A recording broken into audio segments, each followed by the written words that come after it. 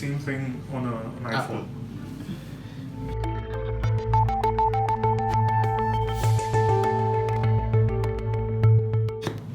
Depends on the operating system that the phone is running. Okay. There was a very serious vulnerability that was pointed out in the last Apple version, which was 10.2.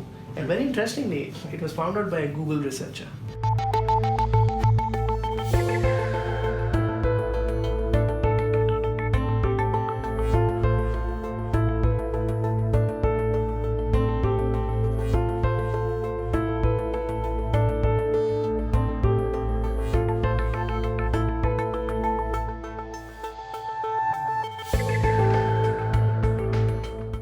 This is the list of every single contact detail that you have. Right.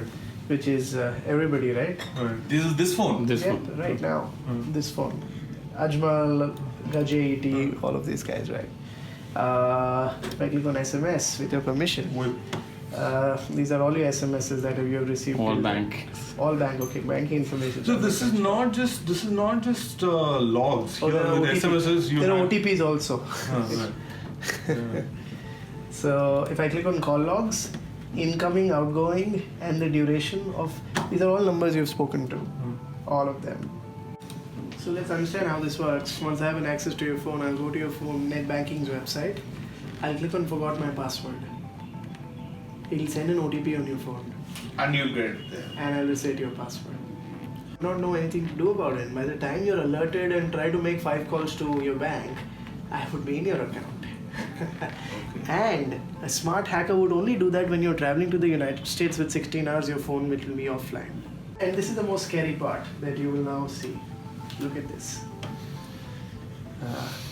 The whole point of this thing is not to scare you guys, but to tell you how vulnerable we are. So let's see what this is.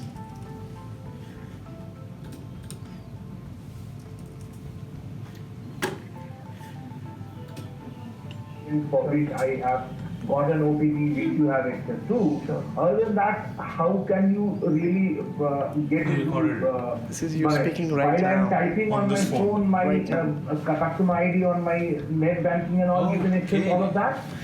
Because you have access to the microphone. Not just a microphone, everything. Okay. 24/7. Is it more so like you said that day with iPhones you need the unique identity, Sure. The ID of that phone, right? Sure. So to be that particular device, UIDI number. UIDI To number. be able to install a custom service. So this you call it a custom service? That's what you installed on the device? Yeah, it's a, so call it an application which doesn't have an icon. Okay. Any application will always have a service, Okay. right? So any application, so let me show you, you'll understand how this works. So remotely, how would you get this installed on your? It's a service. I can send him a link and he'll download it. I'll say, get 30% discount in your next Food Bazaar trip. Just an example. And just download this app. And that's how Cambridge Analytica happened. I'll give you $1 for every time you fill in my questionnaire. Right.